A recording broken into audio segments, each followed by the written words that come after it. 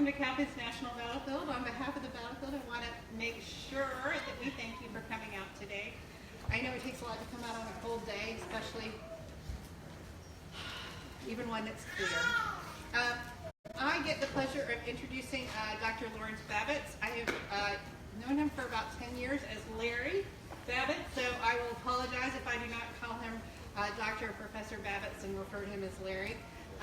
He retired as a distinguished professor from East Carolina University. He is mostly known as an archaeologist, but it was fun. I actually got to do some research on him and found out that he is also not just military history, material culture, and maritime archaeology, which I didn't know. He has written the book on Cowpens, Devil of a Whipping. Everybody comes to us as the Rangers says, what's the book for Cowpens? And we all know it's the Devil of a Whipping. And he even claims that they used it when they were researching, what is that movie? Patriot, exactly. He has also co-authored Long, Obstinate, and Bloody, the Battle of Guilford Courthouse with Joshua B. Howard, who is also a wonderful speaker. But I know you didn't come here to hear me, so I will turn it over to Dr. Babits. He is speaking about the Continental Logistics in the Southern Campaign, and he is a font of knowledge. So if you have crazy detailed questions, let him have it. Here you go. Thank you, Dr. Babits.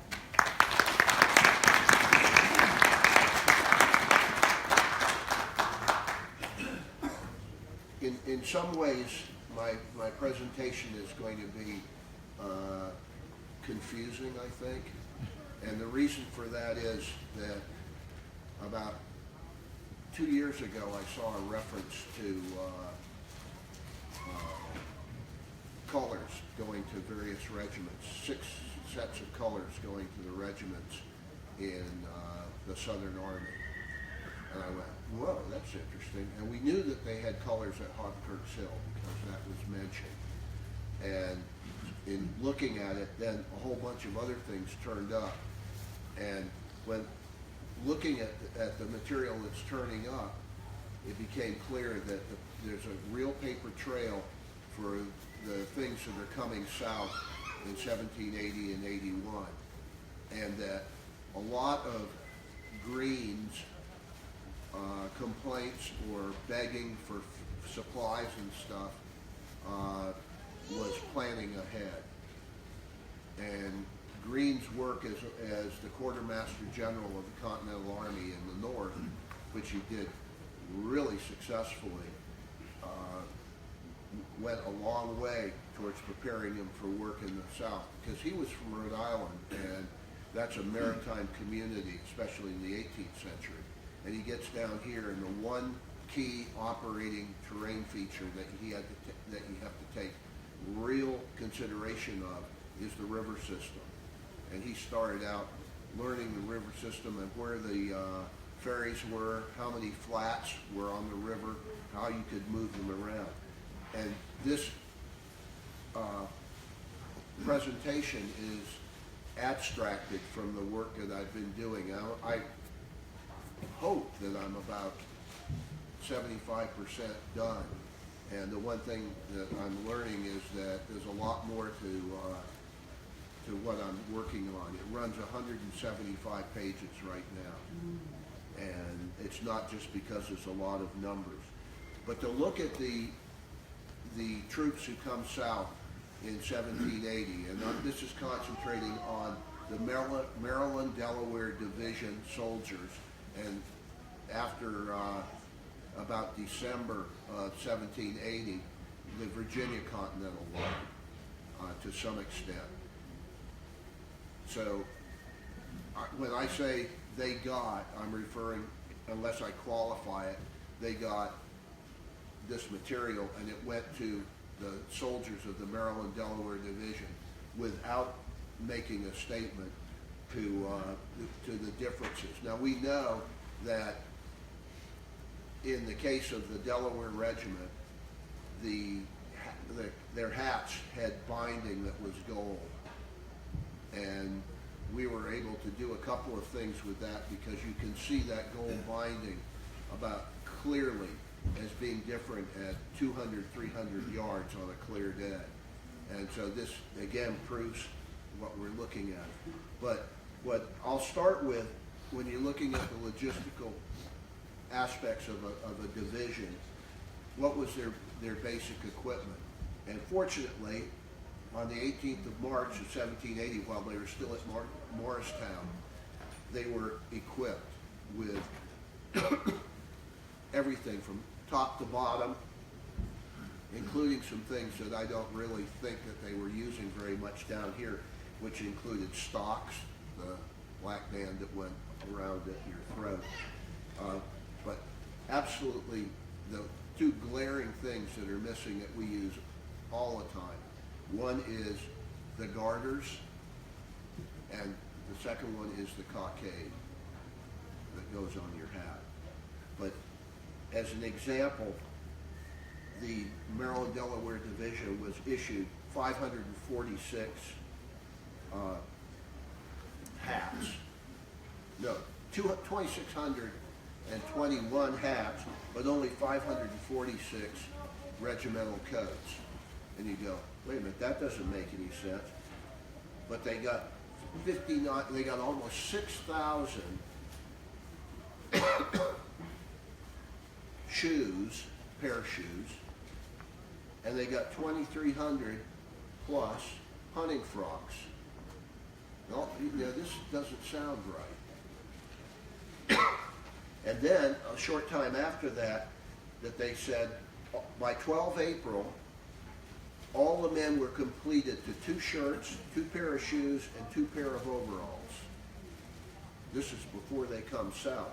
And for those of you who want to do an officer's impression, in April, all battalion officers up to the rank of captain are without loss of time to provide themselves with spontoons. They are to apply in the first instance to the quartermaster general as he may be in possession. And no officer is to mount guard or go on detachment without being armed with spontoons. I can't remember the last time I saw a reenactor with a spontoon. And yet they're clearly issuing them. When you look at their march south, there were a lot of problems. And the first big problem that Nathaniel Greene and Horatio Gates faces is that there's not enough wagons at all, much less having the horses to pull them. And we're not talking about dragoon horses, we're talking about any kind of solid wagon horse. And so before they left Petersburg, in marching brigades, one brigade, and then 3 days later the next brigade would march. And this yo-yoing of this division is because they don't have enough wagons to move their baggage. And along with that is the fact that when they're trying to do this, there's not enough for supplies that are critical. So they issued all the men more shirts, more shoes, and more overalls. So the men are carrying the clothing that they're going to have. And it's not being carried in a baggage wagon. And at the same time, you read really interesting comments that at Taylor's Ferry on the Roanoke, an ammunition wagon from the 2nd Maryland Brigade sunk while crossing it. And the flat apparently collapsed or tipped over. And it had 12,000 musket cartridges in it. And this is small potatoes in reality when you look at what they're turning out. Von Steuben manual calls for certain things that they're supposed to have, and the ammunition wagon for a brigade should have contained 20,000 cartridges. So that clearly a 4-horse wagon is not able to pull that kind of weight over a long distance down the Nathaniel Greene Trail. It just wouldn't work.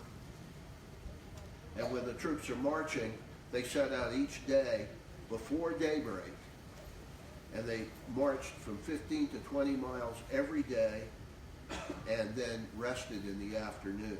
They weren't supposed to do any long halts. They were supposed to get right to it. And this is because they're they've been training in the north, and all of a sudden now they're starting to feel like the heat in the south.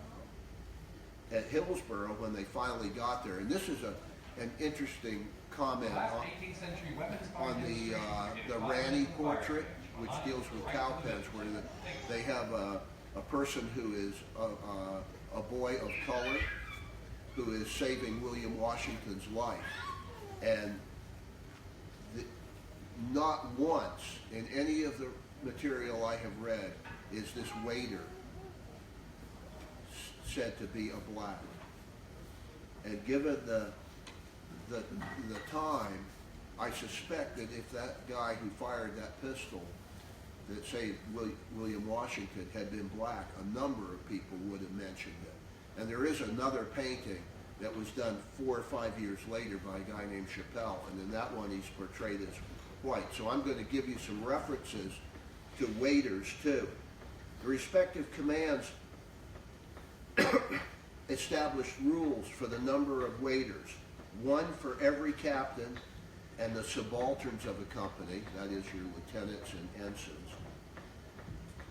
And the reason for this is they're all going to be in the same tent. So he's spelling that out. And then they went a little bit further along, and as they're doing this, talking about waiters, they get very explicit later, and I'll get to that because this is all set up chronologically. It's getting hot in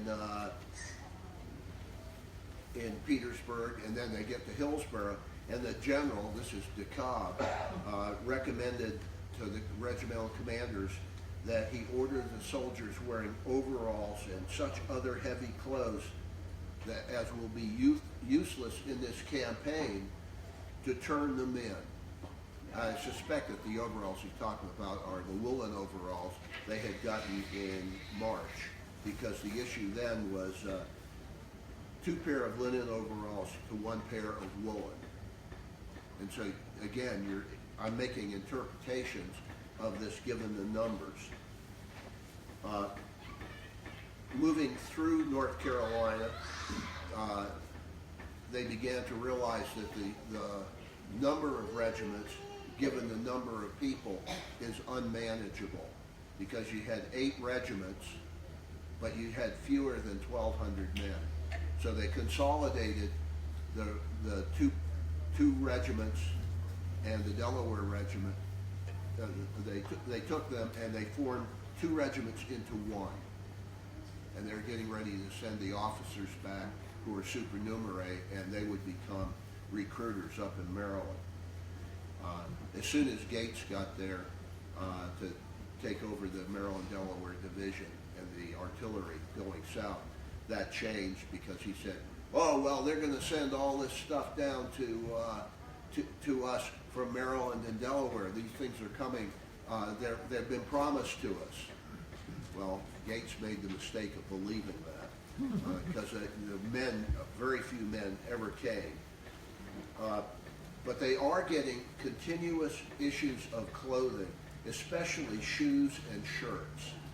And you don't go more than a month without an issue of clothing. Excuse me. And tents. They had a lot of tents. For the field officers of the regiments, a marquee and a common tent for their waiters. And then you get down to the rankers, the rear rank privates like what I did, and sergeants get 4 to a tent, 4 sergeants to a tent, 6 privates to a tent, including drummers and fifers. So they're clearly still structuring this as if they were had a full table of organization and all their equipment. And then was a strange little letter from Josiah Carville Hall to Gates saying that we want 6,850 cartridges to complete the militia with 30 rounds. This is in August of 80, 1 week before the Battle of Camden. And so they clearly are prepared, and this stuff, this ammunition was available. The 29th of August, again, now we've moved 2 weeks after the Battle of Camden. And Edward Carrington writes Gates from, and Carrington is an engineer and artillery officer. And he writes him from Richmond and says that 51,000 cartridges went off from this place on the 16th of August. And he says who they were in charge of and when they thought they would get there. Of course, it takes a lot longer. Marquees for the Maryland line officers were waiting at Taylor's Ferry for the wagons to carry them forward. And apparently Taylor's Ferry was quite a supply depot because it constantly referred to surplus stores being stayed there, movement of flats and wagons to that area. And then Muhlenberg, who's a Virginia Continental general, writes to Gates that this morning, on the 29th of August, about 300 stand of arms arrived here, being part of the 3,500 stand of arms that were sent from the northward.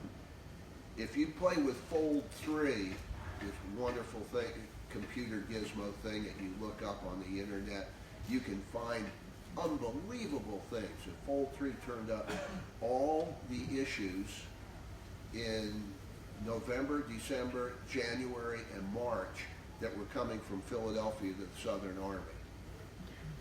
And you start to look at some of this stuff, and but they're still sending this material, 300 stand of arms, and this is after a disaster at Camden, and but they had planned to send this stuff south already. So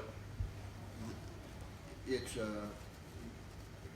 very hard to make a linkage between what they're sending, not what they're saying they're sending, but what they're actually sending, and what the people down here are saying they don't have. At Hillsborough, and this is how this kind of work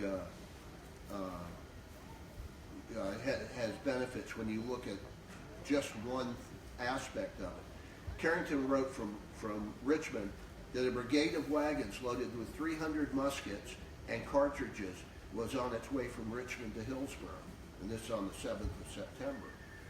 So the number of arms, or the stand of arms, is matching.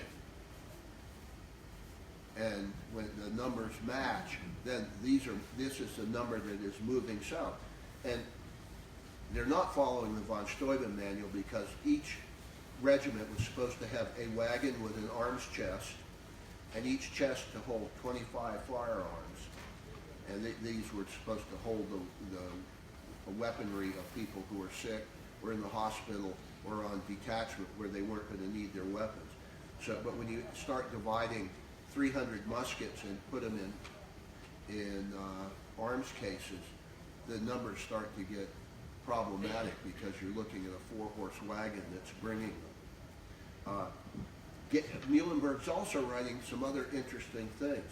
Some camp kettles belonging to the state, which I promise should be repaid out of those making at Hunter's Works.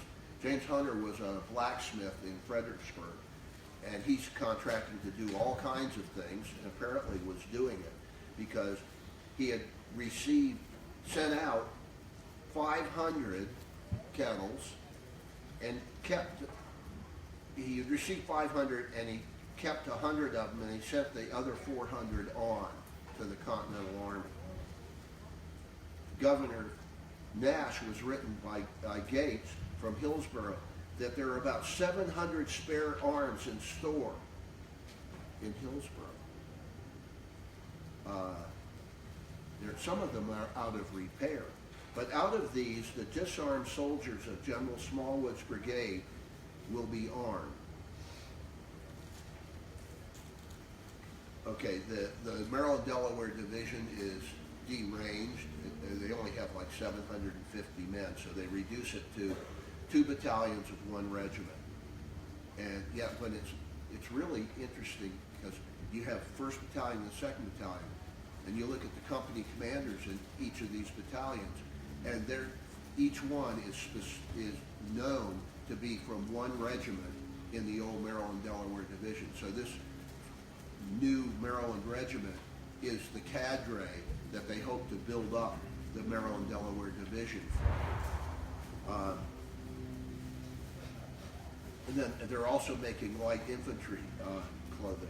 One thing that's intriguing to me is that they're issuing lots of knapsacks, not the new model knapsack haversack that was the drawings were found in the Maryland archives, which you see all the time. These are proper knapsacks, and when you look at the number of things that people are carrying in them, that probably makes sense. But by the third week in September, James Hunter is writing, and he says, Gates ordered 1,000 camp kettles.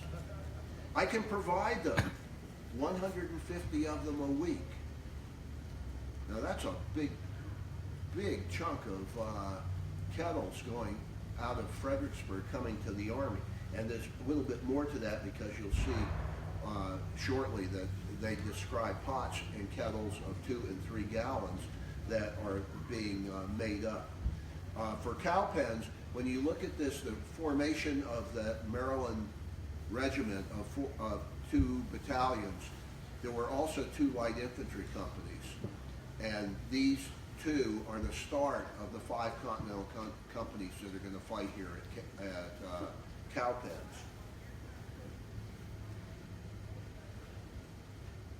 And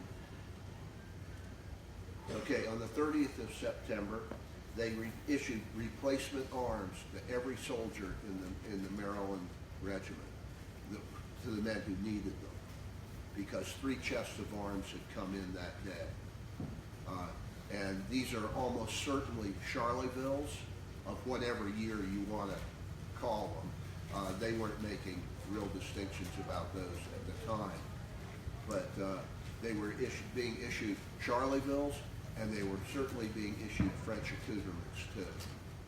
And when Greene came south, he is telling Nicholas Long, who is a colonel in the North Carolina militia, who was the Deputy Quartermaster General for North Carolina in Halifax, said, I want these cartridge boxes made to the new pattern. And he's now trying to standardize the cartridge boxes that are being made locally to the French model. So the really cool ones that Klinger showed in his book, in Sketchbook 76, that are real easy to make, those are no longer in use because they are pretty flimsy. But they're coming up with this material.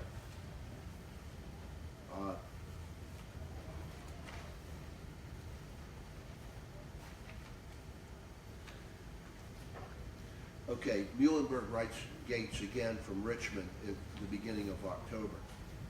The 18 months men from Virginia have been ordered to march to Hillsborough. I sent on yesterday for their use 292 muskets and bayonets, 559 cartridge boxes, and 4 boxes of flint, probably 4,000 gun flints, plus 299 pair of shoes. So this is just one shipment. And in Hillsborough, the Continentals who survived Camden and are still sticking around began getting blankets, they began getting other materials, and then you look at the stuff that they're getting. Shoes, shirts, overalls, and knapsacks. And they did it by company, and so you can look at that, and all of a sudden you see, well, they're getting over 100 hats. All right, well, there's more than, that means that they only issued them to the people who needed them. But there's enough that Captain Singleton's artillery company could get 56 pair of shoes at the same time. And for those of you who are really into making the clothing, there's a very cryptic comment that there's blue and red cloth in the hands of the clothier, which will be issued upon application for coats and waistcoats. And then waistcoats, it happens to be circled with a handwritten note next to it that says blue/red. And my question then is this for facings on the coats, or are the waistcoats supposed to be blue and red? I don't know. this is where you start getting these questions, because if you don't ask the right question, the answer doesn't matter. Okay, that's one of Thomas Pynchon's parables for paranoids. But yeah, the other one of the other parables is even paranoids have real enemies. But Carrington wrote Gates on the 13th of October in 1780 that the Virginia part of the Continental Regiment of Artillery is now reduced to such a mere handful that we don't have clothing for them. But can you get us some of the Maryland clothing? And they did. On the 14th of October in Hillsborough, 292 muskets. Remember, that's a Turk from a much earlier shipment. 559 cartridge boxes were issued. Okay, 288 camp kettles came in, and the battalion men, fat men or bowmen, waiters, are also to be returned for arms and equipment, including 3 flints and 40 rounds per man. If they're going to issue the waiters this stuff, they're clearly looking at putting all these waiters and everybody back into the line. And yet we see all this tentage being readily available. But General Smallwood issued a brigade order at Hillsborough to the quartermaster to provide straw and corn tops for covering our huts. So they're living in basically wickiup, lean-tos. Then they issue toward the end of October, and this is the one that applies to Cowpens. They issued coats, vests, overalls, shoes, and hats. And you're looking at 400 plus coats, and you're looking at, oddly enough,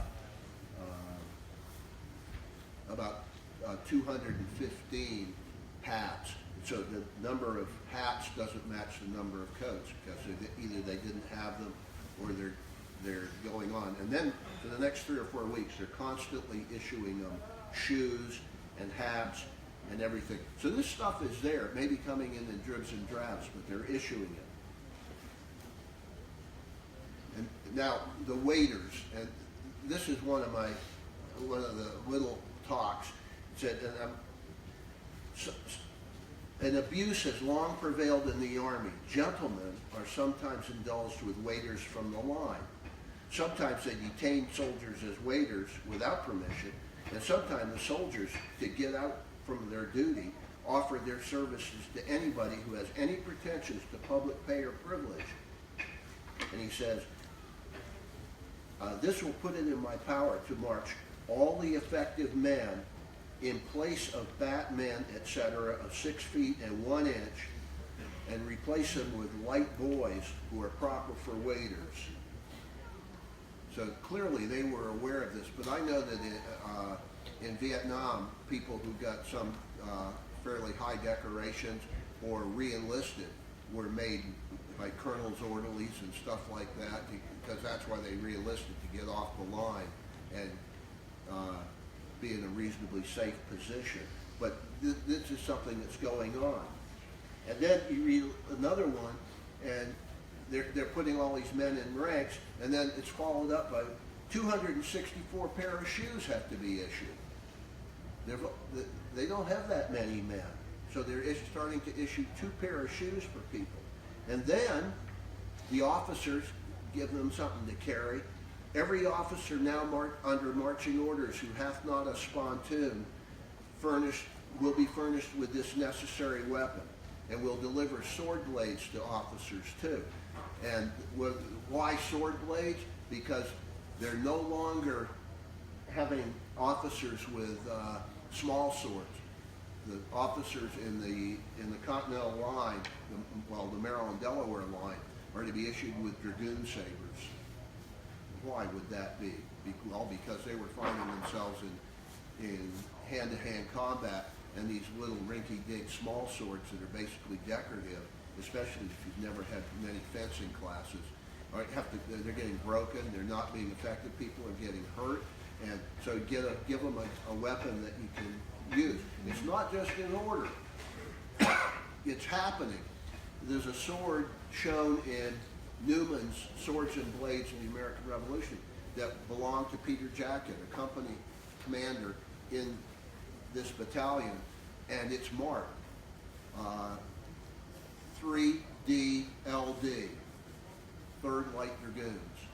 And it is a cavalry sword, and this is when he's probably getting it. In Hillsborough, they have a factory producing shoes. They have another one in Salisbury, and they have yet another one in Halifax. And yet they're saying, and General Stevens is here with 500 naked Virginians. I laugh about that. They don't have arms and every other necessary. But we hear that there are supplies on the Roanoke. That's Taylor's Ferry again. So they have to get that there. And it's really funny when you start looking at this, how Greene and the other senior commanders are saying, we don't have. But it's not so much that we don't have, but we're planning for what we won't have.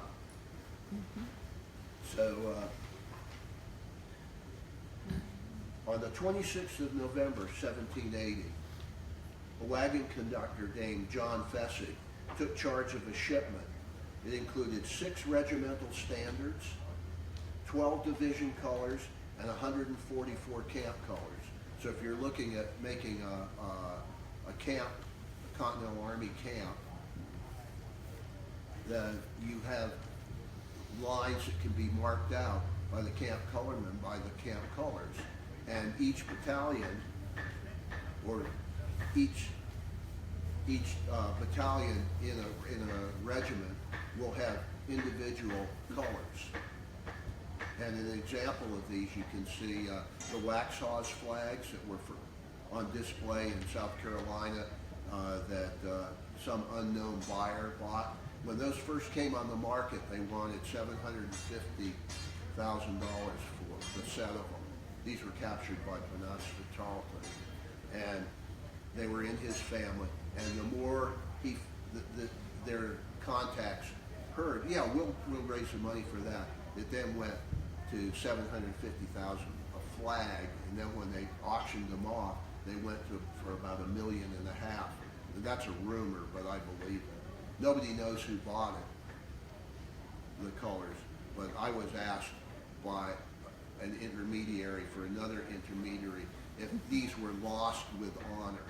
Well, the two of Buford's defeat there at Waxhaw certainly were lost with honor, despite Buford's stupidity and not fighting very well. And then you have these departure dates: 22 November, 25 November, 28 November, and 2 January. These are convoys of supplies coming south. And in this shipment are drums with slings, fifes, pairs of drumsticks. That's 30 each. And that's in one convoy. And then another convoy that leaves 4 days later, there's instead of 30 sets, there are 26 sets. So you're looking at 50 sets of drums and drum slings and drumsticks and fifes.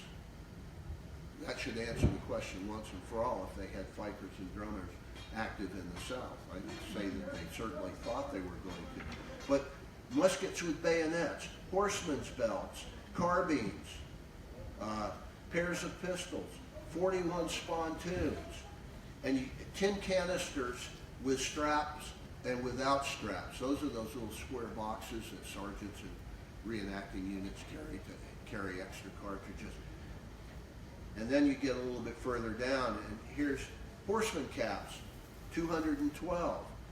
Round shot, fixed, 300 rounds. This stuff is all made up and it's being shipped down. There was a Captain William Beatty who's going to be killed at Hobkirk's Hill. brought down about 80 recruits, and they almost immediately were broken down and put in companies in that Maryland Delaware battalion. And at the same time, that very next day, complaints are made of the extortion of the women in camp for washing.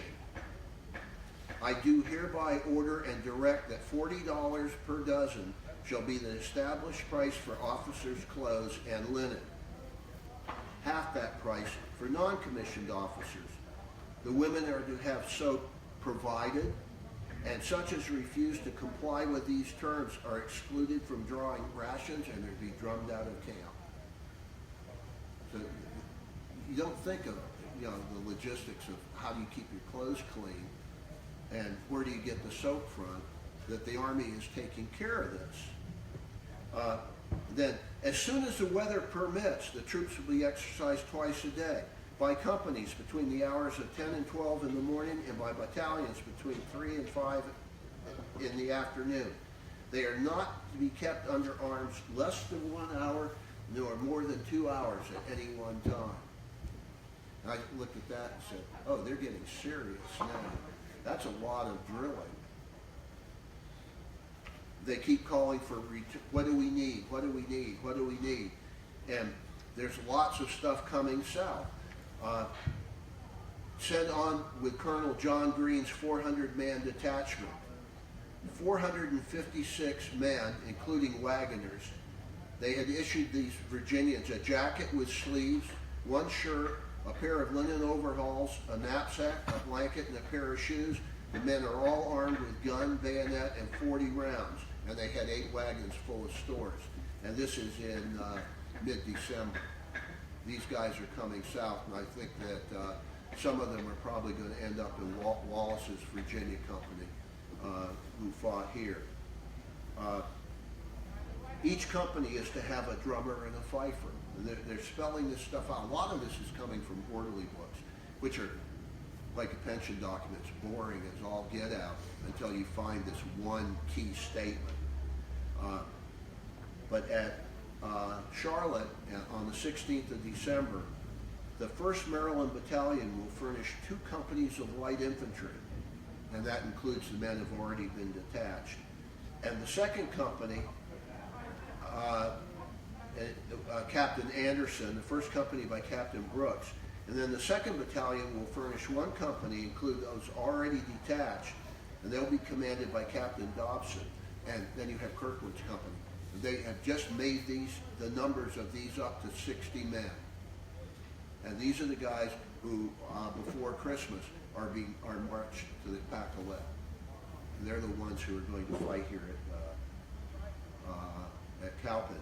But what's cool to me when I'm looking at this, Lieutenant Gasaway Watkins is to take command at Captain Brooks' company of light infantry. And Ensign Dyer is to take command in place of Ensign Halkerson, who is at present unfit for duty. I don't know what that means. But Gasaway Watkins got Captain Brooks' position because Brooks moved up to become Morgan's brigade quartermaster or brigade major. And at this time, the majors commanding the battalions will appropriate a proportion of camp kettles for the light infantry and, if possible, furnish a tent for the officers of each company. This is a group that's coming here. They're also calling for all the stores at Taylor's Ferry to be sent. 2 field pieces, and there's 6 wagons. So you've got ammunition wagons for 3 ammunition wagons for each field piece, plus a traveling forge, a wagon full of loose powder, and then 6 wagons of musket cartridges. And I have no idea how many that is, but it's probably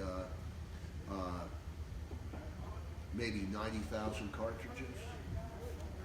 So these things are moving. And I won't talk about the stuff at Hicks Creek because I'm trying to look at what's coming here to Cowpens. but the all the light infantry companies before they left Charlotte, they left Charlotte and they were equipped not only to the proper number of men, but they were also equipped with the proper amounts of equipment and such, so that they were a full table of organization and equipment. I don't know for sure what colors of coats and things that they had, but there are cryptic references as you read through the records. But the coats that they're wearing after November of 1780 are short coats. That is, they're not full-length regimental coats that hang down to about almost to your knee. These are short coats that hang just to the bottom of your buttocks, or maybe a little bit further. They're saving cloth because they have to make more of it. And one of the reasons that Greene leaves Charlotte is because of the smallpox epidemic. At the time of 1780-81, the whole eastern part of North America was being ravaged by a smallpox epidemic. And it's possible to show what group is the one that's spreading it here. But at Cowpens, there are people who have smallpox and they haven't recuperated or are just coming down with it. And you can trace the incubation period by people talking about when they come up with their smallpox and break down.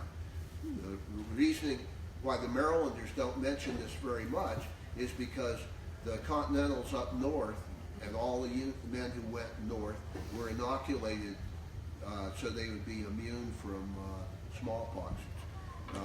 It's not like they do it today, but they would take a scab of a smallpox victim and wipe a knife on it and then cut the man's shoulder or arm or wherever and rub the pus and stuff from the smallpox boils and put that in there. And it worked. Yes, some people died from it, but by and large, they were one of the first armies in the world to be immunized. Okay, after Cowpens, these guys all go back and there's a race to the dam. And the important thing about the trip to moving north is to get the POWs out of the reach of the British.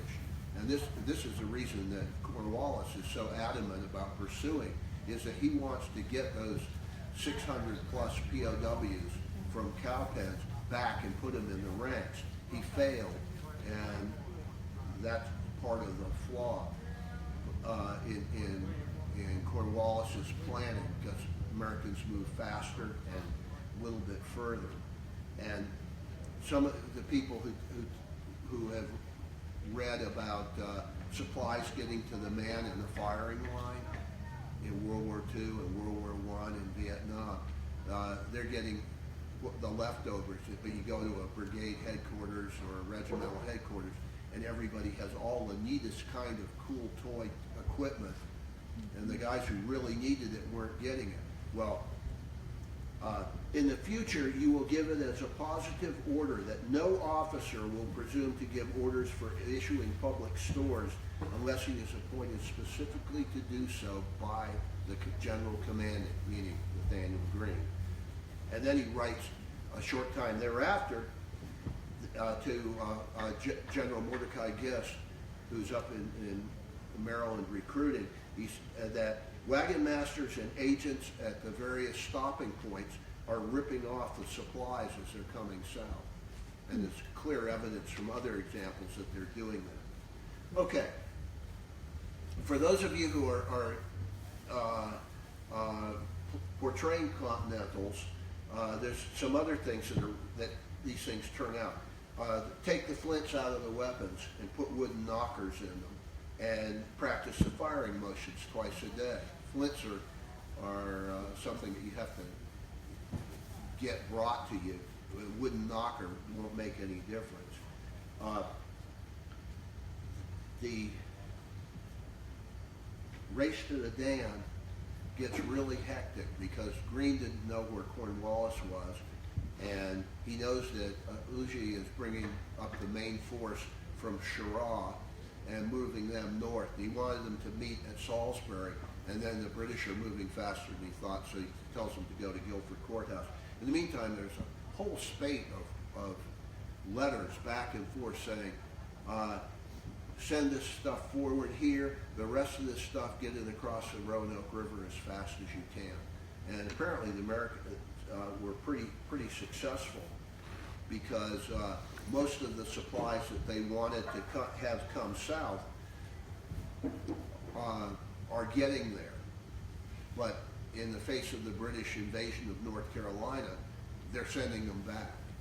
So that means that this material is there. And when the Morgan's flying army reaches Guilford Courthouse, Uji's main force reaches Guilford Courthouse. And there's no record of them issuing clothing, but we know that there was lots of movement of materials to Guilford Courthouse. And they say that a pension document said that we got a shirt and some other clothing made by the ladies of Baltimore. Yeah. Huh? This guy's a Virginian, so they're clearly giving people stuff that they need. They're telling all the waiters are going into the line, because Greene thought that he might be able to pull off fighting at Guilford Courthouse in February instead of March. All the arms, flints, cartridges, entrenching tools, oars, and spirit should be put into lightly loaded wagons which can move fast and be ready to move them north fast. They then complete the light infantry companies of Morgan's old flying army, which is now being given to Otho Holland Williams, and they will be brought up to strength because they're going to go through the race to the dam. But there's one other thing that I found really interesting. The officers will please to be particularly attentive to the care of their men's arms and ammunition. The muskets are not to be unbreeched, nor the locks taken to pieces. In cleaning them, the locks is more serviceably and effectually done by boiling them in clean water, brushing out the dirt with a bunch of hog bristles or feathers, and applying a little neat's foot oil. We came to the conclusion that this is how we had to clean ours on Saturday afternoon and Sundays before we left a demonstration or a reenactment. And here it is. We're evolved with the same things to get to the same solution that they came up with. Okay. All those supplies that I mentioned coming from the northward in Philadelphia, there's no record of them being issued at all. This is in the period before Guilford Courthouse. But at Prince Edward Courthouse, I've been able to trace those convoys, those wagon convoys, either by the name of the wagon conductor or the numbers of specific items that were in that convoy to Prince Edward's Courthouse. And there are records of, not specific, but saying we got shoes here, we got blankets here. I think that they were all issued at that time. I think the colors for these companies got there, but they're not issued to the units, I think, until about March 10th, because at March 10th, Greene is got the Virginia Continentals, the Maryland Delaware Continentals, and a whole passel of Virginia militia, and they're practicing battalion firing. And that comes again in one of these cryptic messages. 3 men were accidentally killed during drill. And when Greene gets ready for Utah Springs during the dog days, and he's at the high hills of the Santee, he's doing the same thing, training people to do battalion firing, but they're using blanks this time. Okay, in closing, I just want to say one aspect of what they're doing, or the literature that you see that relates to the commander saying something and the reality in the field. And the commanders are looking long term and making a really dire statement about their men's condition. And it's true. They needed 3 times as much clothing and probably 5 times as many pair of shoes as they did up north. And Greene was aware of this in very quick order, and he's taking steps to see that this happens. But the men weren't in that bad state in actuality. It's more getting ready for looking at this later. And the logistics, and this is just the tip of the iceberg. I haven't consolidated any of this information yet. These are all my raw notes from Orderly books, the Nathaniel Greene papers, and a host of other things, including the pension documents. But I'll stop now. Does anybody have any questions? Okay. No question. Yes. Delaware Regiment buttons. Okay. There are a couple of Delaware Regiment buttons that were found at Camden. There's also one button, a brass button with an M on it. There's no number on that button, but it's damaged. And it looks like it had been damaged more than once because there's a hole drilled in it, 2 holes drilled in it so it could be remounted. By this stage of the game, I think that the vast majority of people who are being issued coats are wearing coats with USA buttons on them. There's just a near total lack of state buttons down here. And we know that on their way south, the Maryland officers were issued getting buttons that had the letter M and the number of their regiment issued to them. And this is a cost overrun statement. There's 2 or 3 things where they ran out of money. For Delaware, I can't say, but for the Marylanders, they got them because at 96, one officer was specifically issued 4th Maryland buttons. USA at Allen's Battle. Yeah, when we did the archaeology at Alamance, a USA button was found there. And there's only a window of like 2 days when that could have happened. I think I'm going to probably go ahead